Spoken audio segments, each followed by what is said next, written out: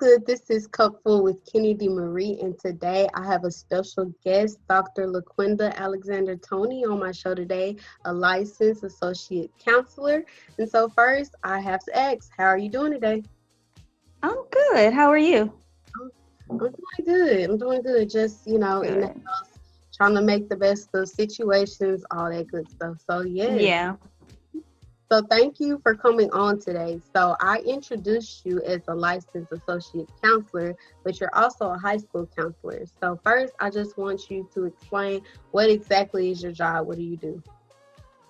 So, first of all, let me say thank you for having me. I'm honored.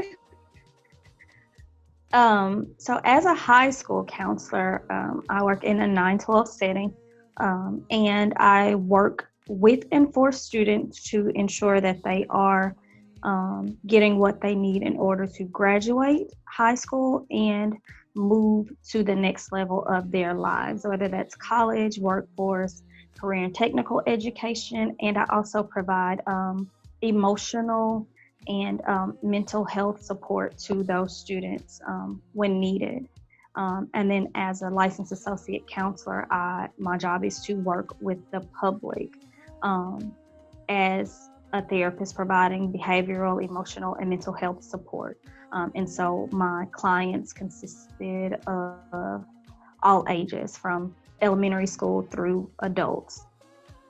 Hey, all right, I like it.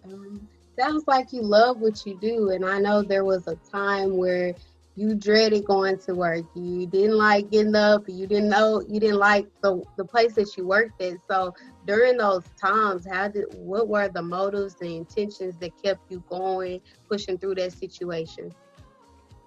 So the biggest thing that kept me pushing was that realization that it's temporary, and just reminding myself that it's not always going to be this way. Everybody encounters periods in their life, I think, where things are more difficult for them. And so giving up is never an option. And so you just kind of have to think back to the times that it wasn't that way and look forward to the times when things will be better. And just keep doing what you have to do in order to get through things. So if you quit, then it doesn't get better. So you just have to push through and be tenacious and, keep moving towards what it is that that you want to accomplish. And being in a profession like education or even in therapy, you have to remember what you're in it for, right? So even when my situation isn't ideal for me, I had to stay focused on, and I made a commitment to be there for. And so I just pulled the positivity from the places that I could. I just pulled strength from God and just pushed through until things got better. Okay, so yes, I definitely agree with everything that you said. Just push through. Don't give up, because if you give up, you get nowhere. So definitely, and just you did it for the people that you were going to work with every day. You knew that you had to do it for kids. So definitely want to talk about your past experience and occupations. You worked as a teacher and as a librarian, and so I did. you've experienced the school system firsthand. And so what misguidance or issues did you notice and observe? I think the biggest observation for me is that, unfortunately, the majority of the people who make policy for education are out of touch with education. Some of them are so far removed from students and parents and schools and teachers that they make these decisions that sound good in a board meeting. They may look good on paper, but they're not practical, and they don't address the needs of students. So it creates this sense of carelessness. Teachers a lot of times feel like they're unheard, and students feel like, what's the use, because I know I can't do this and it's required of me. And so dropout rates get high because students know they're not going to pass. And so when they're of age, they drop out. because they feel like they're gonna fail anyway, so why not quit? And then just not staying current with what's really needed, right? I think a lot of times what is asked of students is not really practical for the lives that they need. It's the lives that they will lead. It's not relevant to their future. So I think there should be a lot more dialogue between current educators and policymakers, so that that gap of what you think we need and what we actually need can be filled, because they don't know. You can't sit in an office every day and never walk the halls of a school and know what kids need. And you can't look at what other states are doing and know what kids need. You have to get in the system and see what the needs are before you can truly address them. And far too often that doesn't happen in education. I kind of noticed once I got older how it didn't really, the system don't really set you up to, go out into adulthood. And so I have to ask, with the curriculum and the policies that I put in front of you as a teacher, how did you still guide the students in your own way without going against, what the policy was? Sometimes in life you just got to do what you got to do. Like if it's required of you, you just got it. You got to do it. Even if you don't excel at it, you do what you have to do. And another thing that I try to do is present them with opportunities that will help them in their future, right? So I'm not the counselor that says to every student, you have to go to college, because that's not the case. If I see that if a student comes to me and say they want to go directly into the workforce or take a trade, like I try to put them in position to do that successfully. So I offer concurrent credit courses for my students who do want to go to college. They can start earning those college credits in high school for free. I have a program set up where my students can become a CNA in high school. They can get a certificate of proficiency in automotives in high school. They can become a paramedic, all free of charge, and also we work hard to expose them to opportunities, inviting recruiters in, not just from colleges, but also from auto diesel schools, from career technical programs, taking them to college campuses, to career fairs, and those kinds of things. So they'll know what's available to them. And if they feel like they have options, then I feel like they're less likely to give up on themselves. Right. Definitely the exposure is very important. That's what I bring on with these couples. It's just exposure, because it's like we don't know what's out there for us to do. And other people, they'll know about all the opportunities, the jobs, the things that you can do. And we as Black people in our community, we do not have exposure to resources. So definitely you as a counselor, I'm glad that you provide those options to them. Yeah, that's my goal. It's to just, if I can expose them to it directly, I also try to encourage them to, you have the internet, get online and look and see what's an option. Like, I'm not that old, but I'm older. And so I can remember a time when we didn't have the internet. Like, we were not able to, at fingertips reach, go out and see what programs are available, what scholarships are available, where can I go to school to learn how to do this? Do I need to go to school to learn how to do this?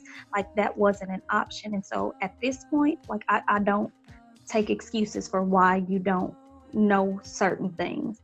Like, if you want to go to school, it's all you have to do is type in the name of the school and you can find out what you got to do to get there. Keep doing what you're doing. I definitely agree with all that and all the guidance. Thank you.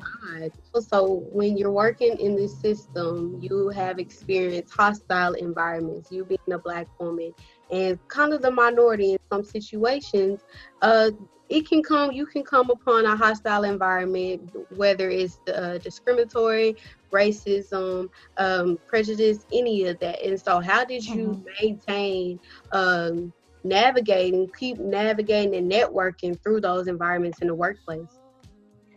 So, child, prayer. I have, and regardless of what anyone tells you, racism is real. It still exists, and this is still the South. and this is still America. And so I've been in situations where, um, because of the color of my skin, people just assumed that I wasn't the one in charge. And even some who knew I was did everything that they could to go around me and not have to deal with me directly. Um, being a woman is offensive to some people, and being a Black woman is offensive to even more people, and being an educated Black woman is just beyond comprehension to some. And so I just had to decide that, for one, I don't have to answer for how they treat me, but I definitely have to answer for how I treat them. And I don't want that. I don't want to. And so, as difficult as it is sometimes, I choose to be better than that. And also, I don't want to give anyone any ammunition to use against me. So, a lot of times people provoke you and they do it real slick and real underhanded. And then when you butt back, then they cry victim. And you won't do that on me. No, you won't. You won't ever get to say that I was negative to you, I was rude to you. You may say you didn't like the way that I responded. You may not like my answer, but I won't give you the opportunity to say that I was anything other than professional. You can say you don't like me. You can say you didn't like the way I handled it. But one thing that I've learned as a professional is that any decision that I make, I will have law and policy to back me up. So if you don't like it, that's on you, but I can justify why I did it. And I won't do it with an attitude, and I won't roll my neck at you, and I won't get loud, and I won't be ignorant, and it'll just be what it is. Right. Definitely is. And so even when you navigating, we were talking about how you still learned how to network. You still knew that even though the position didn't seem that great, you used, the opportunities or the resources that you had while you were in that space to help you go to the next level as well. Mm-hmm. Right, because you can't do it all at once. Like some people, the saying is don't despise small beginnings.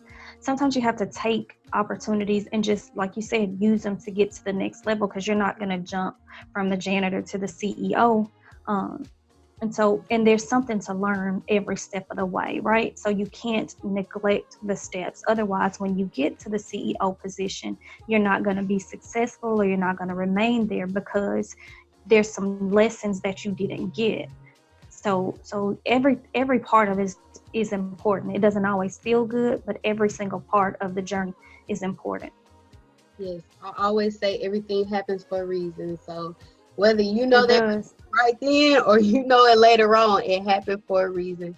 And I just try to learn from every hiccup. And education teaches you that, because when we were talking earlier, I talked a lot about planting seeds, sowing seeds.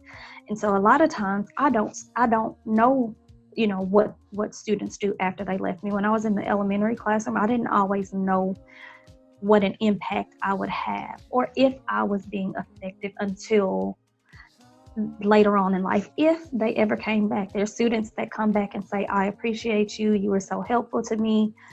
And there's some that I've never heard from again, but all you can do is nurture that seed while you're with that seed, and hope that eventually the things that come to fruition will be positive, and that it'll help them later on in their lives. Good outcomes. Good intentions always have good outcomes. So yes, you are doing great. Thank you. So we're going to take a break, and it's game time with K. Marie. So our game today is called Old Wise Tales. The game. Okay. So I have 10 old wise tales for you, and you kind of have to complete them. So I'll give you like the first part of it, and you just gotta complete what you think this tale is. This old wise tale will be. Okay. So some of them are easier. Some of them you probably heard. Some of them I haven't even heard. So we just Oh, don't. child, I'm so much older than you. They're probably So yeah, right in my lane. so you'll probably get all of them. We'll see. So Okay. let's get into it. So the first one is you pull out one gray hair and blank. Two more appear. Yeah, two Oh, more replace this spot. So yeah.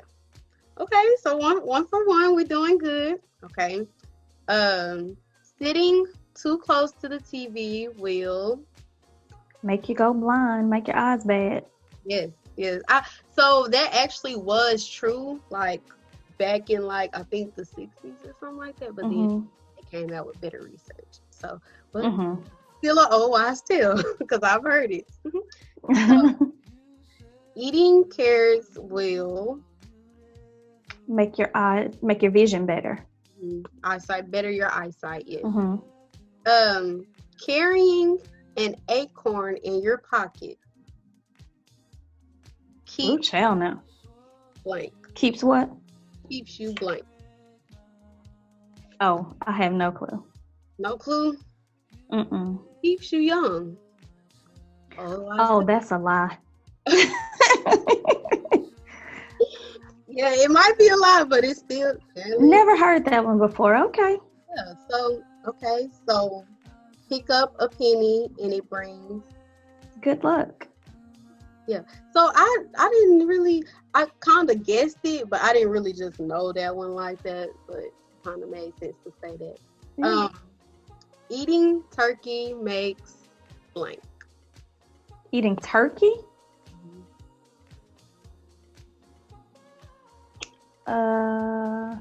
No clue. No clue. Eating Mm-mm. turkey makes you sleepy. That's what they say. What? So they say, I guess. Only if it's Thanksgiving. I disagree. And you eat too much. Okay. All right. So dab whiskey on a baby's blank to ease the pain. Gums. Gums. Yep. Okay. All right. All right. Drinking milk and fish at the same time will cause blank. A stomach ache. Yes, that is true, but no, that's not the. Why would you? Why What's would the answer? it says drinking milk and fish at the same time will cause discoloration. So I guess that's kind of maybe because you get sick. Maybe that's where that came from. I don't think that applies to our culture. Yeah, yeah, you're right. You're right. Maybe I should. Okay, so I got. I think I have two more. So Okay. eating too much hot food causes blank. Like spicy food? Mm-hmm. Indigestion, maybe? What? It causes ulcers. Oh, yeah. So yeah. All right. Yeah, I have heard that. Yeah, I have too. So I definitely don't want to get to that point, but I am in love with hot food. I can't live without it. Me too. And I don't like I always have been and I haven't had any. Thank God. Hopefully that's not true. Fingers crossed. Because it's spicy or not at all. Yeah, exactly. Yes. I'm with you on that one. Okay, so the last one is spilling salt leads to blank. Spilling salt. Is that bad luck too? I think it's bad luck. Yes, that look. So Okay. all right. Well, you did pretty good. I think you got maybe missed 2 or 3. Yeah, I think I missed 3. I missed the acorn, I missed the ulcer, and there was one more. Oh, the fish and milk. Yes, yes. All right, so you did good. I guess you are. You know something about the old wise tales. So, Yes. So I I hope. am a little older. Yes. Maybe I'm a little wise. Yes. So I hope that you enjoyed the game time, old wise. I did. So we're just gonna get back into the questions. Okay. So you have completed your undergrad, your grad, and also and me. Yes. as a undergrad student, I just gotta know, how did you do it? Like, is your brain not fried? Like, how do you maintain? I need all the tips. Okay, so I definitely think portions of my brain are fried. But I never had any intention of going this route. So I started as an educator, never intended to be an educator, although I come from a family of educators. I did not like kids, did not want to be to that in that capacity, didn't want to be a teacher, but my purpose led me here, and I can say that with 100%, 100% confidence. And so, starting as a classroom teacher, after being there for a while, I was like, I remember my first year of teaching in Little Rock School District. I started in the middle of the year because I was a December graduate, and it was crazy, to put it mildly. It was just, I think I was that class's fourth teacher that year. And so it was just insane. College definitely did not prepare me to be a teacher. And I can remember I would call my grandma on my lunch break, and I would be like, girl, the future is not looking bright. And so, but it got better. But I knew also that I did not want to stay in the classroom throughout my career. I enjoyed the connection. I did enjoy working in the school system, and I definitely think it's a calling. But I knew I did not want to be in the classroom. I loved reading. I loved books. And so I went back to school and pursued a degree in library media. And I enjoyed that for a while, but at one point it began to feel really redundant, and I didn't want to spend the next 20 years doing that. But I didn't want to leave education. And so I had some encounters with people who told me that, who would come to me in situations, and sometimes I didn't even realize that I was being beneficial, but it made me start looking into counseling. And so I went back to school and got a master's degree in school counseling. And I worked as a school counselor for a while, and had an encounter with a very wise prophetic minister who told me I should pursue my doctorate. And I told him, absolutely not. I do not want it. Thanks, but no thanks. You take that prophecy on to the next one. But the opportunity presented itself. I did not seek after it. I literally got a phone call saying, hey, we want to start this program, and I think you would be perfect for it. And so I prayed about it and applied, and things didn't work out the way that they thought it would, but they still asked me to do the program through a different school. And I was accepted, and I am grateful, because what it did was it gave me the opportunity to broaden my horizons. So not only did I have the option to work as a school counselor, but I could also work, with the general public. And I do enjoy it. Okay, yes, I commend you, because I'm actually entering my senior year, but it's just like, whew, like, when is it gonna be over? And I still have to go to grad school. So yes, I definitely just had to know, how did you go through it?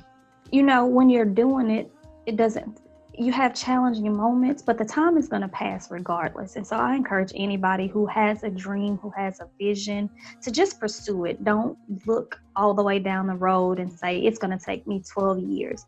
Well, with God's blessings, you're going to be alive for 12 years anyway. So why not spend that time pursuing what it is that you're passionate about, pursuing what it is that you want to do? And if you go ahead and do it, then you have the rest of your life, to enjoy the fruits of that hard work. But if you don't do it early on, you're going to spend the rest of your life trying to figure it out, starting over, struggling, answering to someone else. Because work doesn't feel like work all the time when it's your passion, when it's your purpose. Now, that doesn't mean you don't have bad days.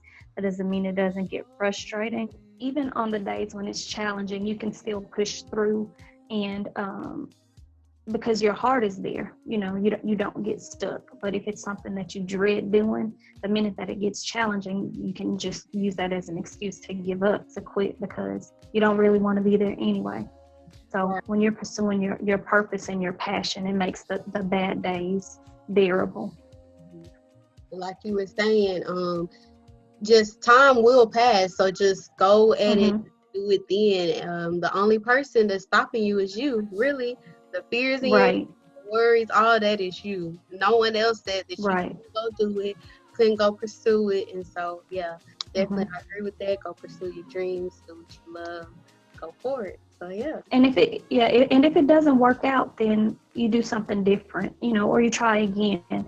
But who wants to live with a what if for the rest of their lives? Like, you know what I mean? Like, if you never try it, who wants to live with that? I'd much rather live with saying to myself, well, I know I gave it all that I could give it, and it just didn't work, so maybe it wasn't meant to be, than to have to live every day wondering, if I would have tried, would it have worked? Y'all hear it. So make sure you just go after your dreams, have no fears, and go for it. So you have been in different occupations across your career. And so you have been a teacher, a librarian, and also now you're a therapist. And so if you could rank these on a 1 to 3, and 1 being, yes, this is me, I love it, this is life, I can't live without it, and then 3 being, nah, this ain't for me, I'm finna go. So what would you rank those? So for different reasons, the ratings would change, but overall, I would say number 1 would be counselor/therapist, has been my favorite. 2 has been librarian, and 3 is teacher. And there's certain things about teacher that would move it to number 1, because you do have that direct connection with the students and all of those other things. But overall, I feel like I reach more students as a counselor, so I'm able to, I may not have as deep of an impact, but I touch more lives. And so, I think that's rewarding to me. Yes, and that's always the end goal, to make sure that you inspire someone else, you motivate someone else, because you never know who's looking, you never know who right type of way about what you said. You just kind of do it. So lastly, I have one last question for you. I would like you to give the listeners maybe a strategy or a method that you use when dealing with setbacks and hiccups that life give you, because they will come. We don't know when they'll come, but they do occur in life. And so how do you push through to the other side? I think the biggest thing is accepting and understanding that falling into difficult situations, coming across challenges, is not a sign of failure. It doesn't mean that you did anything wrong. It doesn't mean that you're off track. It just means that you're living. It means that you're pursuing something. Nobody who has accomplished anything has done so without difficulties. No one. If you look at the biggest celebrity, if you want to take it biblically and look at the life of Jesus Christ, even to your parents or grandparents, to our ancestors, nothing has been accomplished without difficult times. And so don't get caught up in the fact that you're in a challenge. Accept that it's just part of the process, and don't get stuck. The next thing is to try to, or learn to, focus more on the solution than the problem. Okay, I'm here. How do I get out? And then how do I not have this happen again? Because you're going to have another difficulty, but the goal is to not repeat the cycle of the same thing, right? Because we don't want to create our own storms. Life is going to bring its own storms. You don't want to have a hand in creating more. And so figure out how to get out of it. What's the solution? And what can I do to prevent this specific thing again? And then once you're out of it, understand that that's going to be a process also. It may not happen overnight, and you may have to seek some help from other people. Rely on your support system. Don't be afraid to ask for help. Don't be afraid to utilize your resources. Don't be embarrassed. I think a lot of times we get stuck in situations because we're afraid to ask for help, and asking for help is not a sign of weakness. It's actually a sign of strength.